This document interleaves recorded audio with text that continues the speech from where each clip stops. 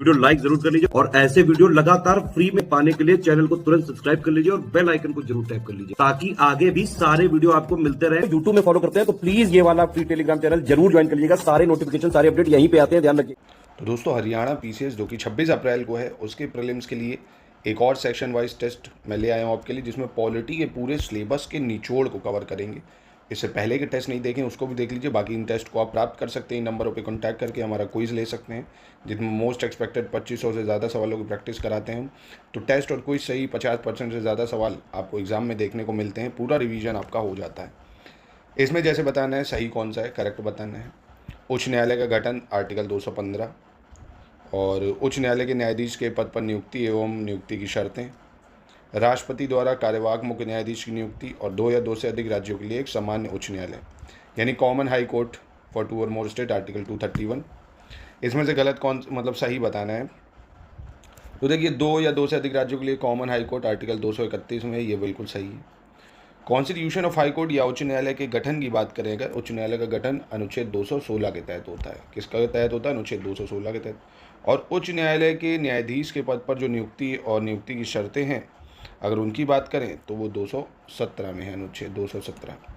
और appointment of acting chief justice by president है ना, उच्च न्यायालयों के जो मतलब न्यायाधीश होते हैं राष्ट्रपति द्वारा कार्यवाहक मुख्य न्यायाधीश की नियुक्ति के रूप में, तो ये 223 के तहत होते हैं, आर्टिकल 223। ठीक है, चलो अगला क्वेश्चन नंबर 2 देख लेते हैं। क्वेश्चन नंबर 2 में आपको बताना है राज्य लोक सेवा आयोग के संबंध में सही विकल्प कौन सा है। संविधान में इस आयोग के अध्यक्ष के अतिरिक्त सदस्यों की जो संख्या है वो 7 है। इस आयोग में एक अध्यक्ष और अन्य सदस्य होते हैं जिनकी नियुक्ति राज्य के राज्यपाल द्वारा की जाती है। संविधान ने राज्यपाल को अध्यक्ष और सदस्यों की सेवा शर्तें निर्धारित करने का अधिकार दिया है। इस आयोग के अध्यक्ष और सदस्य पदभार ग्रहण करने की तिथि से 6 वर्ष की अवधि तक या 62 वर्ष तक की आयु तक, जो भी पहले हो, अपने पद पर बने रह सकते हैं। तो यहाँ पे आप देखेंगे, सही की बात करेंगे अगर, तो 2, 3, 4 सही है, पहला गलत हो जाएगा। क्योंकि इसमें आप देखेंगे अगर एक अध्यक्ष होता है, ठीक है, और उसके जो अन्य सदस्य हैं उनका उल्लेख नहीं है ना, तो ये जो 7 है इसका उल्लेख नहीं है। एक सदस्य और कितने भी मेंबर हो सकते हैं। अगला जीएसटी के संबंध में सवाल है, इसमें आपको बताना होगा यहाँ पे कौन सा सही होगा। जीएसटी जो है 101 कॉन्स्टिट्यूशन अमेंडमेंट एक्ट 2016 के द्वारा ऐड करी गई है, और थ्रू दिस अमेंडमेंट एक नया आर्टिकल जोड़ा गया 279A। This article empower the president to establish GST council, मतलब राष्ट्रपति को शक्ति देता है कि वो एक जीएसटी काउंसिल की स्थापना कर सकता है। और इस लेख के मुताबिक राष्ट्रपति ने 2016 में अपने आदेश एवं वस्तु एवं सेवा कर परिषद की स्थापना की भी थी, है ना, यानी एक टैक्स काउंसिल इस्टेब्लिश करी थी। और द एक्स ऑफिशियो सेक्रेटरी जो होता है जीएसटी का, वो यूनियन फाइनेंस मिनिस्टर होता है। वस्तु एवं सेवा कर परिषद का पदेन सचिव केंद्रीय वित्त मंत्री होता है। तो यहाँ पे आप देखेंगे कौन सा गलत हो जाएगा। मतलब सही की बात करें पहले अगर, तो सही तो 1, 2, 3, 4 है, 5वां गलत है। क्योंकि वस्तु एवं सेवा कर परिषद का जो पदेन सचिव होता है वो केंद्रीय राजस्व सचिव होता है या सेंट्रल रेवेन्यू सेक्रेटरी होता है। कौन होता है? सेंट्रल रेवेन्यू सेक्रेटरी, है ना। चलो क्वेश्चन नंबर 4 पे आ जाते हैं। क्वेश्चन नंबर 4 में कह रहा है किसी समुदाय को अनुसूचित जनजाति का दर्जा देने की वर्तमान प्रक्रिया के संबंध में सही क्या है, ये आपको बताना है ना। यानी शेड्यूल्ड ट्राइब्स स्टेटस देना है, तो क्या चीज़ें सही हैं। राज्य या केंद्र शासित प्रदेशों में सिफारिश राज्यपाल और केंद्र शासित प्रदेश में प्रशासक द्वारा की जाती है। यह प्रस्ताव केंद्रीय जनजाति कार्य मंत्रालय द्वारा अनुमोदन के लिए राष्ट्रीय अनुसूचित जनजाति आयोग को भेजा जाता है। In the proposal is sent to the national commission for scheduled tribe for approval by union ministry of tribal affairs. Bharat के रजिस्ट्रार जनरल के कार्यालय से भी अनुमोदन प्राप्त करना आवश्यक है, और केंद्रीय जनजाति कार्य मंत्रालय को संबंधित एसटी ऑर्डर में संशोधन के लिए भारत के सर्वोच्च न्यायालय में एक विधेयक पेश करना पड़ता है। अंत में राष्ट्रपति अनुच्छेद 348 द्वारा प्रदत्त शक्तियों का प्रयोग करते हुए एक समुदाय को अनुसूचित जनजाति घोषित करने की अधिसूचना जारी कर सकते हैं। तो बहुत ही शानदार, बहुत ही बेहतरीन प्रश्न है। पूरे सिलेबस का जो निचोड़ है वो हम टेस्ट के थ्रू कवर कराते हैं, इसलिए टेस्ट आपको कई बार थोड़े लंबे लगते हैं, लेंदी लगते हैं, पर इससे आपका पूरा रिवीजन हो जाता है। एक बेहतर एस्पिरेंट की यही क्वालिटी है, वो चीज़ों से भागता नहीं है, वो उसको लगातार प्रैक्टिस करता है, रिवीजन करता है। तो यहाँ 1, 2, 3 सही है, चौथा गलत हो जाएगा। क्योंकि केंद्रीय जनजाति कार्य मंत्रालय जो है, कौन? केंद्रीय जनजाति कार्य मंत्रालय, इसको संबंधित जो एसटी ऑर्डर है उसमें संशोधन के लिए ये संसद में एक विधेयक पेश कराता है ना। सर्वोच्च न्यायालय में क्यों करेगा भाई, संसद में है ना, संसद से पेश होगा। और अनुच्छेद 342 जो है उसकी शक्तियों द्वारा अनुसूचित जनजाति की घोषणा हो जाती है। 348 नहीं, 342, यानी 1 2 3 ही ठीक है। अब फिर बैकवर्ड क्लास से संबंधित सवाल है। National commission for backward class कह रहे कॉन्स्टिट्यूशनल स्टेटस इसको मिला 102 कॉन्स्टिट्यूशन अमेंडमेंट एक्ट 2018 से, और एक नया आर्टिकल 334 भी डाला गया इसमें चेयरमैन होता है, वाइस चेयरमैन होता है, 3 अदर मेंबर होते हैं। चेयरमैन, वाइस चेयरमैन, मेंबर ये सब अपॉइंट होते हैं प्रेसिडेंट के द्वारा। तो यहाँ भी आसान है। अब देखेंगे इसका जो आर्टिकल है वो 334 नहीं है, 338 भी है, यानी 338 भी आर्टिकल है ना। यानी आप देखेंगे पहला, तीसरा, चौथा, ये बिल्कुल सही हो जाएगा। चलो क्वेश्चन नंबर 6 की बात करते हैं। यहाँ लिंग्विस्टिक माइनॉरिटीज से संबंधित है। Special officer for linguistic minorities, या कहें तो भाषाई अल्पसंख्यक समूह के लिए विशेष अधिकारी के संदर्भ में। चलिए आइए इसको देख लेते हैं क्या कह रहे हैं।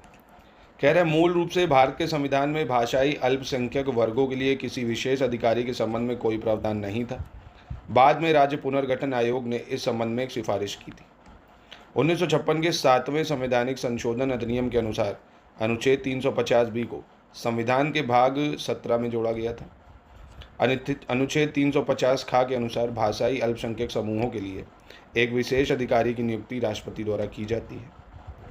संविधान के अनुच्छेद 350 के अनुसार भाषाई अल्पसंख्यकों के लिए एक विशेष अधिकारी का कार्यालय वर्ष 1959 में स्थापित किया गया था। तो यहाँ पे कौन सा सही होगा? तो यहाँ पे 1 2 3 सही है, चौथा गलत हो जाएगा, क्योंकि इसकी स्थापना जो है 1957 में करी गई थी, 1957 में इस्टेब्लिश करा गया था, है ना। बाकी सब सही है, याद रखिएगा, इंपॉर्टेंट भी है। चलो अब ये अलग आर्टिकल है 243C, D, E और 243, है ना। मिलाना है आपको कौन सा यहाँ पे सही होगा। जैसे आर्टिकल 243C की बात करें अगर, तो ये पंचायतों की संरचना या कॉम्पोजिशन ऑफ पंचायत से संबंधित है। 243D की बात करें तो पंचायतों में सीटों का जो आरक्षण होगा उससे संबंधित है। और 243E की बात करें अगर, पंचायतों का कार्यकाल क्या होगा ये बताता है। 243K की बात करें पंचायतों के निर्वाचन की बात करता है, यानी ऑप्शन बी सही हो जाएगा यहाँ। चलो क्वेश्चन नंबर 8 देख लेते हैं। क्वेश्चन नंबर 8 में क्या कह रहे हैं। बलवंत राय मेहता समिति द्वारा की गई प्रमुख सिफारिशों के संबंध में सही बताना है। त्रिस्तरीय पंचायती राज व्यवस्था स्थापित की जाए, इसने ये सिफारिश की। ग्राम पंचायतों का गठन अप्रत्यक्ष निर्वाचित प्रतिनिधियों द्वारा किया जाना चाहिए। योजना एवं विकास का कार्य पंचायतों को सौंपा जाए। इन निकायों को पर्याप्त संसाधन हस्तांतरित किए जाएं और पंचायतों को शक्तियों के हस्तांतरण को साकार करने के लिए उचित प्रणाली लागू की जानी चाहिए। तो यहाँ पे कौन सा सही होगा? तो gram panchayat should be constituted by indirectly elected representative, ये यहाँ पे गलत हो जाएगा। इन्होंने बोला था जो निर्वाचन है वो ग्राम पंचायतों का सीधे होना चाहिए, इनडायरेक्टली नहीं, डायरेक्टली होना चाहिए, तो ये गलत है ना। बाकी आप देखेंगे 1 3 4 और इवन जो 5 है वो भी सही है, ठीक है। क्वेश्चन नंबर 9 में भी सही की पहचान करनी है कि यहाँ पे कौन सा सही होगा। लॉर्ड रिपन को भारत में स्थानीय स्वशासन का जनक कहा जाता है। नगर पालिका चुनावों का निर्देशन, नियंत्रण तथा प्रबंधन से संबंधित अधिकार राज्य चुनाव आयोग के पास है। नगर पालिकाओं की कार्यकाल अवधि 5 वर्ष निर्धारित है, हालांकि इसे समय से पहले भी समाप्त किया जा सकता है। राज्य विधानमंडल नगर पालिकाओं से संबंधित मामलों पर प्रावधान कर सकता है। तो यहाँ पे सही कौन सा है भाई? तो ये ठीक है चारों यहाँ पे, ठीक है।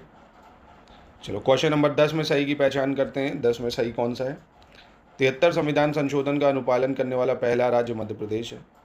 1993 में 73 कॉन्स्टिट्यूशन अमेंडमेंट या संविधान संशोधन अधिनियम के माध्यम से पंचायती राज को संवैधानिक दर्जा दिया गया।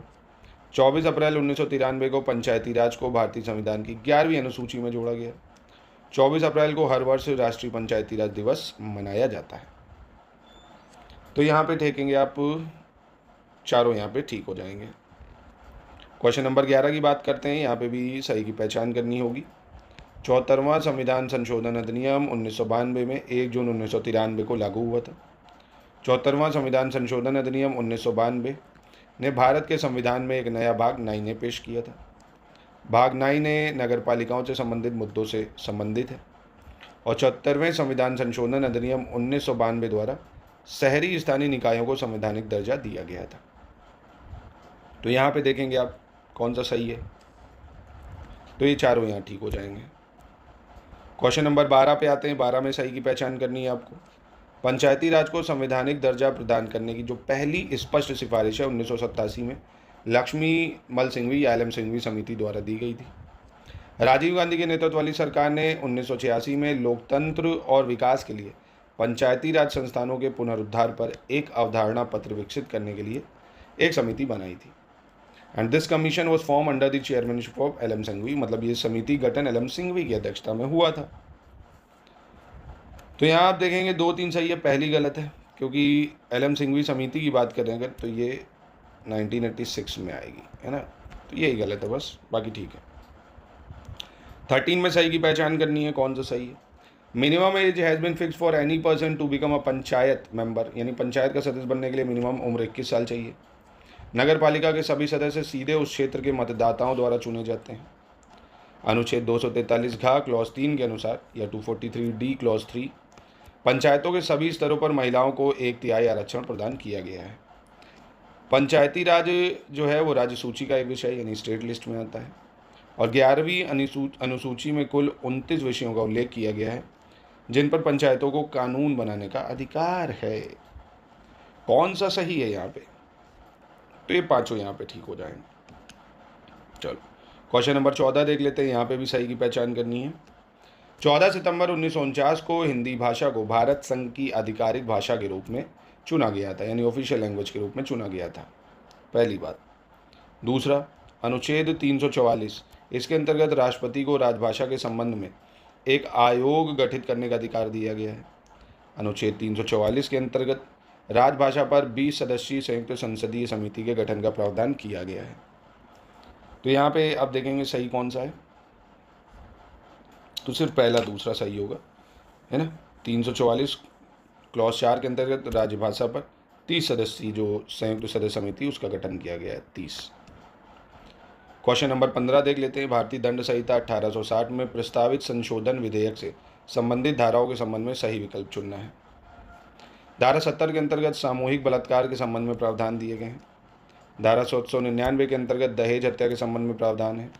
धारा 187 के अंतर्गत देश के खिलाफ षड्यंत्र के संबंध में प्रावधान है। धारा 145 के अंतर्गत भीड़ भाड़ हंगामा के संबंध में प्रावधान दिए गए। तो यहाँ कौन सा सही होगा, तो यहाँ पहला दूसरा आप देखेंगे सिर्फ सही हो जाएगा, क्योंकि भारतीय दंड संहिता जो है 1860 के संबंध में 70 के अंतर्गत जो है आप देखेंगे। पर पहली चीज़, अब ये इंडियन पीनल कोड हटा दो, अब ये वाला हटा देते हैं क्योंकि अब इसका कोई मतलब नहीं है, अब तो BNS हो गया है ना, तो इसको हटा देते हैं। अगला देखते हैं आर्टिकल 56, 58, 60 और 61, ठीक है। चलो इसको मिलाते हैं। जैसे आर्टिकल 60 की बात कर लेते हैं। ये तो मुझे लगता है सभी को याद होगा कि ओथ लेता है राष्ट्रपति, और इम्पीचमेंट जो होता है राष्ट्रपति का वो 61 के थ्रू होता है। C का 2, D का 4 देख लो कहाँ पे भाई, C का 2, D का 4 आपको पहले में दिख रहा है, तो ऑप्शन पहला होगा क्या, नहीं, ये तो है C, क्योंकि 56 जो है वो कहता है क्या, term of office of president, और वहीं 58 कहता है qualification for being elected as a president. राष्ट्रपति के आर्टिकल ज़रूर कर लेना, ये बहुत बार एग्जाम में पूछे जाते हैं, इंपॉर्टेंट है ये काफ़ी, तो ऑप्शन C हो जाएगा। 17 में गलत की पहचान करनी है। यहाँ कौन सा गलत है कह रहे हैं। नागरिकता भाग 2 में दी है 5 से 11। एकल नागरिकता हमने ब्रिटिश संविधान से ली है। भाग 4A में मौलिक अधिकारों से संबंधित प्रावधान दिए गए हैं 12 से 35। मौलिक अधिकारों से संबंधित प्रावधान अमेरिकी संविधान से लिए गए हैं। आसान है, 12 से 35 में मौलिक अधिकार फंडामेंटल राइट तो हैं, पर वो भाग 4A में नहीं है, सिर्फ भाग 4 में है। किस में है, भाग 4 में, ठीक है। वो भाग 4 कह रहा हूँ, भाग 4 में तो DPSP है, 4A में आपका फंडामेंटल ड्यूटी है, मौलिक कर्तव्य है। फंडामेंटल राइट भाग 3 में है आपके, ठीक है। किस में है, पार्ट 3 में। फिर अरुणाचल प्रदेश राज्य के संबंध में विशेष प्रावधान निम्नलिखित में से किस अनुच्छेद के अंतर्गत दिए गए हैं भाई।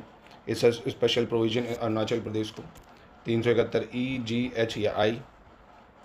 तो ये अरुणाचल प्रदेश को हमने किस आर्टिकल के थ्रू दिया है, आर्टिकल 371H के थ्रू दिया गया है, 371H, है ना। ई की बात करें तो इस्टेब्लिशमेंट ऑफ सेंट्रल यूनिवर्सिटी इन आंध्र प्रदेश कहता है, आंध्र प्रदेश में। सेंट्रल यूनिवर्सिटी की बात करता है। और जी जो है ये स्पेशल स्टेटस देता है मिज़ोरम को। और आई की बात करें अगर तो स्पेशल स्टेटस देता है गोवा को। चलिए क्वेश्चन नंबर 19। और दोस्तों ये हमारा क्विज़ है जो आप ले सकते हैं। 2500 सवालों से ज़्यादा की प्रैक्टिस हम कराएंगे इसमें, आपको डिस्काउंट भी मिल जाएगा। टेस्ट सीरीज चाहते हैं वो मिल जाएगा। हरियाणा स्पेशल का स्टडी मटेरियल करंट अफेयर्स चाहते हैं वो भी मिल जाएगा। हरियाणा स्पेशल का करंट अफेयर्स और नेशनल इंटरनेशनल वो भी, ठीक है। पूरी तैयारी आप कर सकते हैं बचे हुए टाइम में क्रैश कोर्स में। 19 में सही की पहचान करनी है। 1950 में संयुक्त प्रांत से पृथक करके उत्तर प्रदेश राज्य का गठन किया गया था। 1960 में बॉम्बे राज्य से पृथक करके महाराष्ट्र राज्य का गठन किया गया था। 1972 में असम राज्य से पृथक करके मेघालय बनाया गया था। 1953 में मद्रास राज्य से पृथक करके आंध्र प्रदेश बनाया गया था। तो देखिए आपका कितना बढ़िया रिवीजन हो रहा है, चारों सही है यहाँ पे। अब जैसे 20 है इसमें आपको गलत चुनना है। भारतीय संविधान का अनुच्छेद 324 कह रहा है, ये निर्वाचन आयोग से संबंधित है। राष्ट्रीय मतदाता दिवस कह रहा है हम लोग 22 जनवरी को मनाते हैं। और भारत में मतदान का अधिकार और निर्वाचित होने का अधिकार लोक प्रतिनिधित्व अधिनियम या रिप्रेजेंटेशन ऑफ पीपल एक्ट 1951 के तहत आता है। तो यहाँ गलत पूछ रहा है, गलत। आसान है। नेशनल वोटर डे हम लोग 25 जनवरी को मनाते हैं, 22 को नहीं। कब मनाते हैं? 25 जनवरी को। चलिए अगला देखते हैं। इसमें आपको सही बताना है कौन सा है। आर्टिकल 44 यूनिफॉर्म सिविल कोड, 51 है fundamental duties, 14 equality before law, abolition of untouchability और right to elementary education article 21। तो यहाँ पे कौन सा सही होगा यह बताना है आपको। तो यहाँ पे देखिए सिर्फ एक गलत है, ये प्रारंभिक शिक्षा का अधिकार 21A में है, ये है ना। और बाकी नहीं तो सही है, ये 1 2 3 4, ठीक है। तो याद रखिएगा इसको।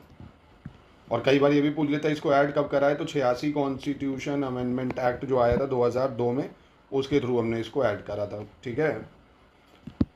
22 में गलत की पहचान करनी है, कौन सा यहाँ पे गलत होगा। संविधान के अनुच्छेद 167 के तहत राष्ट्रीय विकास परिषद की बैठक में मुख्यमंत्री की भागीदारी संवैधानिक कर्तव्य नहीं बल्कि प्रशासनिक कर्तव्य है। केंद्र के साथ साथ राज्यों के वित्तीय खातों को नियंत्रित करने का कार्य भी भारत के कैग द्वारा किया जाता है। गोवा भारत का एकमात्र राज्य है जहां कॉमन सिविल कोड लागू है भाई। तो बताइए यहाँ पे गलत की पहचान कर लीजिए, कोई गलत नहीं होगा। क्वेश्चन नंबर 23 में सही की पहचान करनी है, कौन सा सही है। लोकसभा एवं राज्य विधानसभाओं को भंग तो किया जा सकता है लेकिन समाप्त नहीं किया जा सकता है। राज्यसभा को ना तो भंग किया जा सकता है और ना ही समाप्त किया जा सकता है। हालांकि राज्य विधान परिषदों को भंग नहीं किया जा सकता है, अनुच्छेद 169 के तहत उन्हें संसद द्वारा समाप्त किया जा सकता है। धन विधेयकों को विधान परिषदों को 3 महीने के अवधि के भीतर लौटाना होता है, यानी money bills have to return to the legislative council within a period of 3 months. तो यहाँ पे कौन सा सही है। तो 1 2 3 सही है, 14 गलत, मतलब चौथा गलत हो जाएगा। 3 महीने के अंतर्गत धन विधेयक को नहीं लौटाना होता है, काफ़ी आसान है, पढ़ा होगा आपने मुझे लगता है। 14 दिन के अंतर्गत इसको लौटाना होता है, ठीक है। क्वेश्चन नंबर 24 कह रहा है विधान परिषद की साधारण विधेयक को कुल कितने दिन या महीने तक रोक सकती है। Legislative council can stop an ordinary bill for a total how many months और डे। तो अगर ऑर्डिनरी बिल है तो लेजिस्लेटिव काउंसिल, जो कि आपको पता है भारत में सिर्फ 6 राज्यों में है विधान परिषद, है ना, सब राज्यों में नहीं है, तो कितने महीने तक किसी भी बिल को रोका जा सकता है। तो ये रोका जा सकता है मैक्सिमम 4 महीने तक। कितने महीने तक मैक्सिमम रोका जा सकता है। अच्छा वो भी ब्रेक्स में होता है ना। पहली बार में अगर कोई विधेयक आएगा और साधारण विधेयक, तो पहली बार में 3 महीने तक, है ना, पहली बार में 3 महीने तक, ठीक है, एक साथ नहीं। और फिर अगर ये समझिए विधान परिषद की साधारण विधेयक को दोबारा पारित होने के बाद केवल 1 महीने तक रोका जा सकता है। भाई मान लीजिए 3 महीने तक रोक लिया, फिर दोबारा वहाँ से पास हो गया, तो फिर आप 1 ही महीने तक रोक सकते हैं, है ना, फिर नहीं आप रोक सकते। तो इसलिए टोटल 4 मानिए, ठीक है, 4, कंफ्यूजन नहीं होनी चाहिए। 25 में सही की पहचान करनी है। मुख्यमंत्री का वेतन और भत्ते जो है राज्य विधानमंडल द्वारा तय किए जाते हैं। मुख्यमंत्री का कार्यकाल निश्चित नहीं होता और वह राज्यपाल के पश्चात पर्यंत अपने पद पर बना रहता है। संविधान के अनुसार मुख्यमंत्री को विधानमंडल के दोनों सदनों में से एक का सदस्य होना अनिवार्य होता है और एक व्यक्ति जो राज्य विधानमंडल का सदस्य नहीं है उसे 6 महीने के लिए मुख्यमंत्री नियुक्त किया जा सकता है। तो यहाँ पे आप देखेंगे कौन सा सही है, तो ये चारों ठीक हो जाएंगे यहाँ पे। चलिए क्वेश्चन नंबर 26 की बात करते हैं। यहाँ भी सही की पहचान करनी है। संविधान की व्याख्या करने का जो अंतिम अधिकार है केवल सर्वोच्च न्यायालय को ही होता है। जनहित याचिका शब्द की उत्पत्ति फ्रांस में हुई थी। संसद को सर्वोच्च न्यायालय का क्षेत्र अधिकार बढ़ाने का अधिकार है भाई।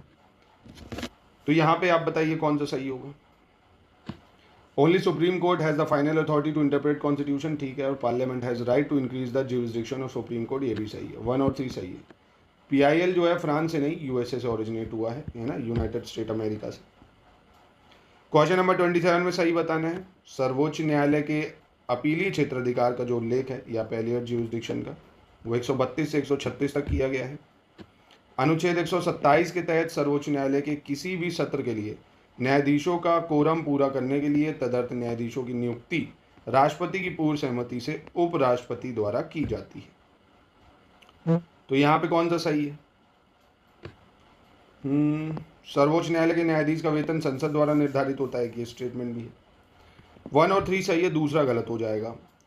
क्यों? क्योंकि सर्वोच्च न्यायालय के किसी भी जो सत्र है उसके लिए न्यायाधीशों का कोरम या गढ़ पूर्ति है, उसके लिए न्यायाधीशों की नियुक्ति राष्ट्रपति की पूर्व सहमति पे होगी, है ना, उपराष्ट्रपति की नहीं, है ना, राष्ट्रपति की पूर्व सहमति से किसके द्वारा होती है? सर्वोच्च न्यायालय के मुख्य न्यायाधीश द्वारा। यानी अंडर 127 एड हॉक जजेस are appointed by vice president, no.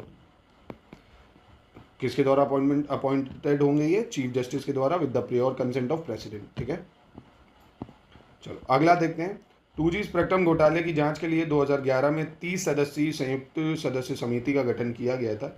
इसकी अध्यक्षता PC चाको ने की थी। समिति ने अपनी रिपोर्ट किस तत्कालीन लोकसभा अध्यक्ष को सौंपी थी? तो ये किसको सौंपी थी? मीरा कुमार को। चलो क्वेश्चन 29 में सही की पहचान करनी है।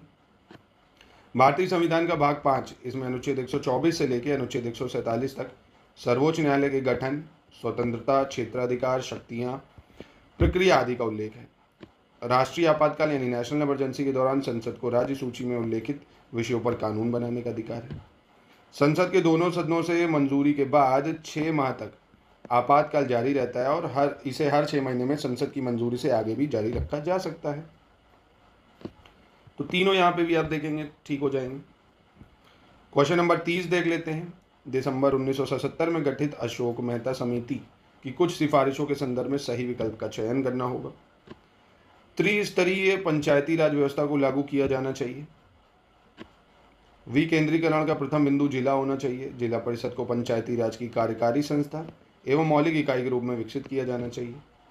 पंचायती राज संस्थाओं के पास कराधान की शक्तियां होनी चाहिए और यदि पंचायती राज संस्थाएं भंग हो जाती हैं तो 6 माह के भीतर नए चुनाव कराए जाने चाहिए। कौन सा सही है यहाँ पे? देखिए यहाँ पे एक गलत हो जाता है क्योंकि त्रिस्तरीय के स्थान पे यानी 3 टायर सिस्टम के अकॉर्डिंग इन्होंने 2 टायर बोला था, है ना, द्विस्तरीय बोला है ना, कि द्विस्तरीय होना चाहिए, ये ज़्यादा बेटर है। तो ये गलत हो जाएगा बस। बाकी 2, 3, 4, 5 तो ठीक है ही है। 31 देख लेते हैं। इसमें सही की पहचान करनी है, कौन सा यहाँ पे सही होगा।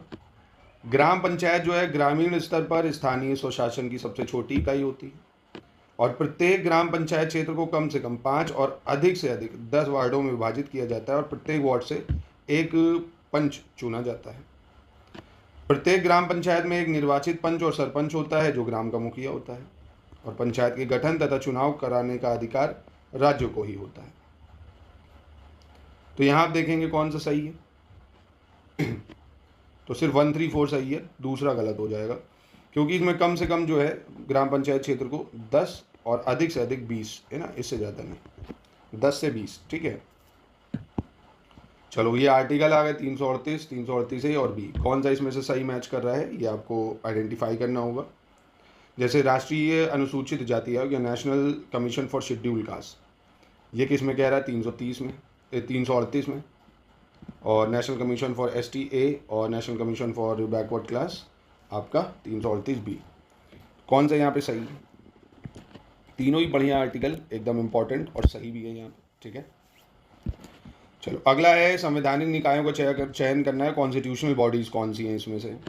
जैसे NIA, national disaster management authority, election commission, UPSC, state PSC, finance commission और GST। बहुत ही आसान, बहुत बहुत बहुत ज़्यादा आसान।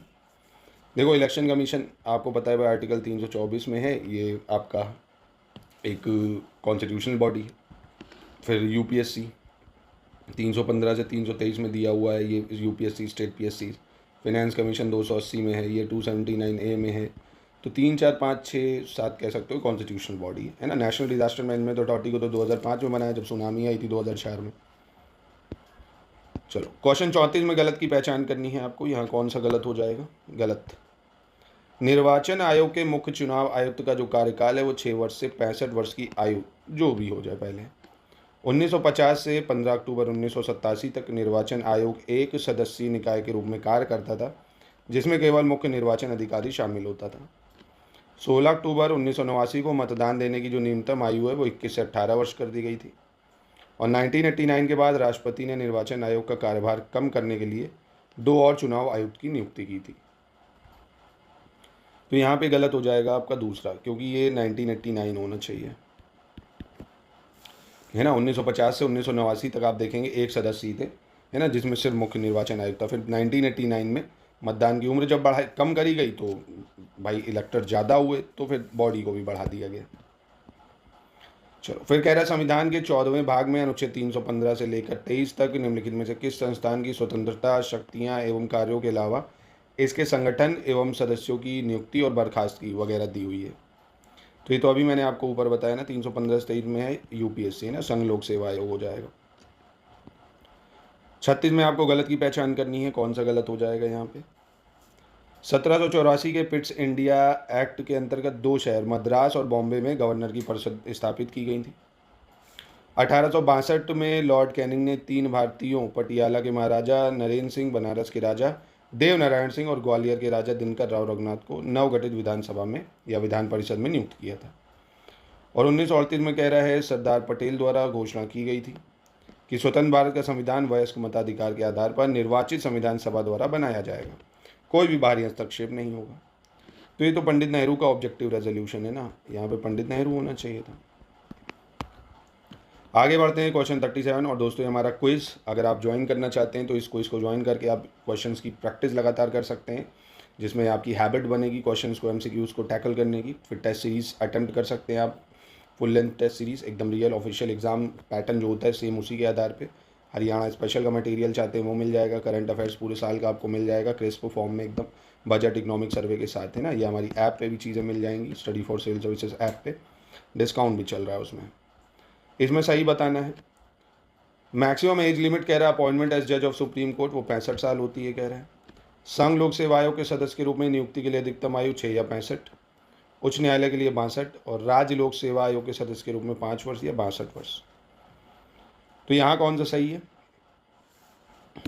आसान है, देखिए 1 2 3 ठीक हो जाएगा, क्योंकि स्टेट पीएससी वगैरह की बात करें अगर तो यहाँ 6 साल या 62 साल होती है ना, 6 या 62 साल। क्वेश्चन 38 में गलत की पहचान करनी है। भारत के संविधान के अनुसार एक राज्य विधानसभा में 60 से कम और 500 से अधिक सदस्य नहीं होने चाहिए, मिनिमम 60 मैक्सिमम 500। किसी राज्य की विधान परिषद का सदस्य बनने के लिए न्यूनतम 25 वर्ष आयु होनी चाहिए।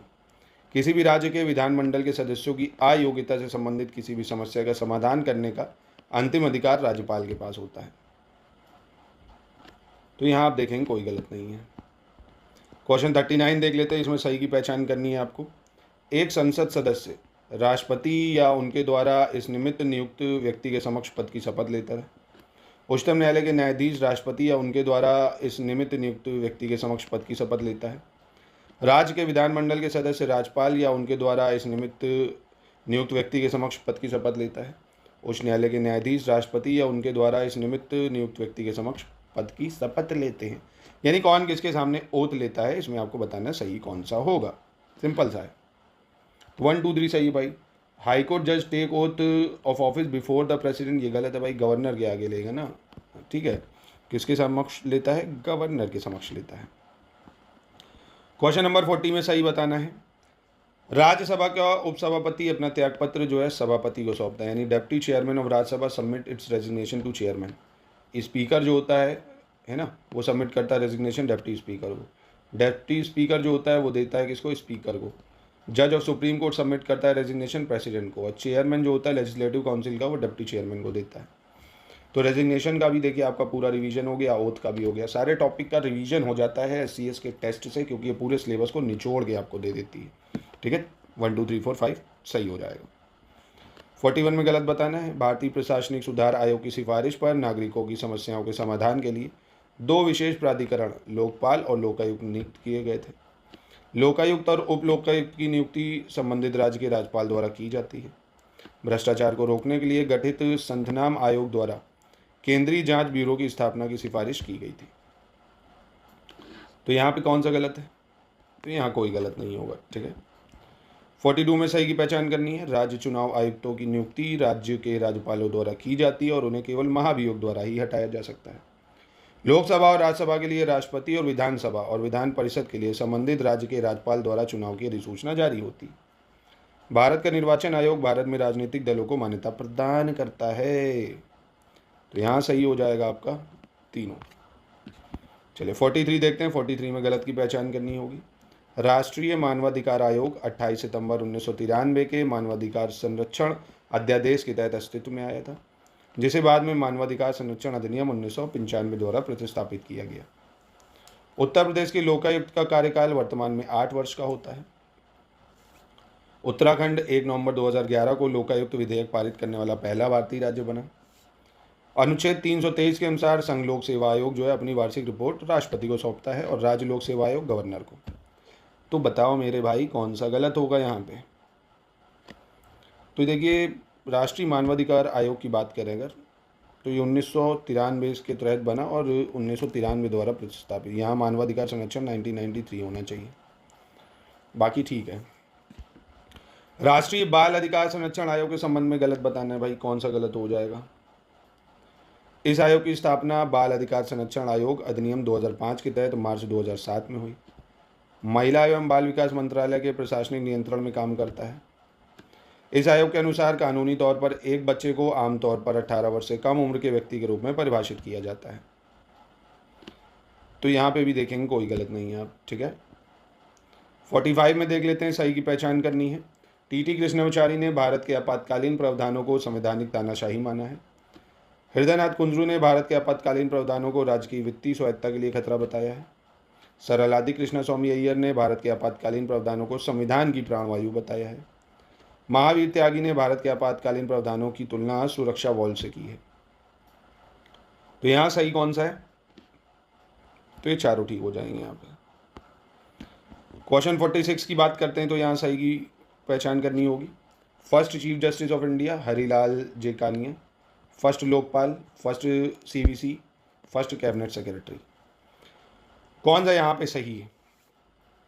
तो एच जे कानिया ठीक है, first chief justice. First Lokpal भी पिनाकी चंद्र घोष ठीक है। फर्स्ट सेंट्रल विजिलेंस कमीशन थे कौन? एन श्रीनिवास राव। और पहले कैबिनेट सेक्रेटरी थे एन आर पिल्लई, ठीक है। यानी 1 2 सही है सर। उच्च न्यायालय के क्षेत्राधिकार में संबंध सर्वाधिक राज्य आते हैं, यानी कौन सा स्टेट हाई कोर्ट है जो ज़्यादा से ज़्यादा राज्यों को देख लेता है? गुवाहाटी, बॉम्बे, कलकत्ता, केरल। कौन सा सही होगा इसमें? देखो, गुवाहाटी की बात करें अगर, तो ये अरुणाचल को भी देखता है आपके, है ना। अरुणाचल प्रदेश, असम को देख लेता है, नागालैंड है, मिज़ोरम है। 4 राज्यों को देखता है ये, अरुणाचल, असम, नागालैंड, मिज़ोरम। गुवाहाटी किसको देखता है? अरुणाचल, असम, नागालैंड, मिज़ोरम। बॉम्बे की बात करें तो ये महाराष्ट्र को देखता है, गोवा को देखता है और दादर नगर हवेली, दमन दीव को देखता है। कलकत्ता वाला जो है ये आपका इधर अंडमान निकोबार को देख लेता है। और केरल की बात करें तो केरल वाला लक्षद्वीप को देख लेता है। तो इसका आंसर ए सही हो जाएगा। 48 में सही की पहचान करनी है। तमिल भाषा मुख्य रूप से तमिलनाडु और पुडुचेरी में बोली जाती है। तेलुगु भाषा मुख्य रूप से तेलंगाना, आंध्र प्रदेश में बोली जाती है। मलयालम भाषा मुख्य रूप से कर्नाटक में बोली जाती है और कन्नड़ केरल में, बोडो असम और सिक्किम में। अच्छा सवाल है। तो तमिल भाषा भाई तमिलनाडु, पुडुचेरी ठीक है। तेलुगु भाषा तेलंगाना, आंध्र प्रदेश भी ठीक हो जाएगा। मलयालम की अगर बात करूं मैं, तो मलयालम बोली जाती है केरल में। मलयालम कहाँ बोलते हैं? केरल में। कन्नड़ जो है ये आप कह सकते हो कर्नाटक में बोली जाती है। बोडो वगैरह असम और पश्चिम बंगाल में, सिक्किम में नहीं, है ना। तो ठीक है यहाँ पहला दूसरा। 49 में सही की पहचान करनी है भाई। महात्मा गांधी अंतर्राष्ट्रीय हिंदी विश्वविद्यालय महाराष्ट्र, अंग्रेजी और विदेशी भाषा विश्वविद्यालय आंध्र प्रदेश, लाल बहादुर शास्त्री राष्ट्रीय संस्कृत विश्वविद्यालय नई दिल्ली, मौलाना आज़ाद राष्ट्रीय उर्दू विश्वविद्यालय तेलंगाना। तो यहाँ 1 3 4 सही है, दूसरा गलत हो जाएगा। अंग्रेजी और विदेशी भाषा विश्वविद्यालय तेलंगाना में है आपके, हैदराबाद में, है ना। तेलंगाना, हैदराबाद। उत्तर पूर्वी परिषद का मुख्यालय किस शहर में है भाई? Headquarter of north eastern council. ये कहाँ पे भाई? नॉर्थ ईस्टर्न काउंसिल का हेडक्वार्टर या उत्तर पूर्वी परिषद का हेडक्वार्टर? तो ये शिलोंग में है। कहाँ पे है? शिलोंग में है। ठीक है, तो ये हो गया आपका। तो ये शानदार टेस्ट था। आई होप आपने जो है पूरे सिलेबस को गो थ्रू कर लिया होगा पॉलिटी के इन शानदार सवालों के द्वारा। तो प्लीज़ इसको करिए और बाकी और टेस्ट भी ले लीजिए।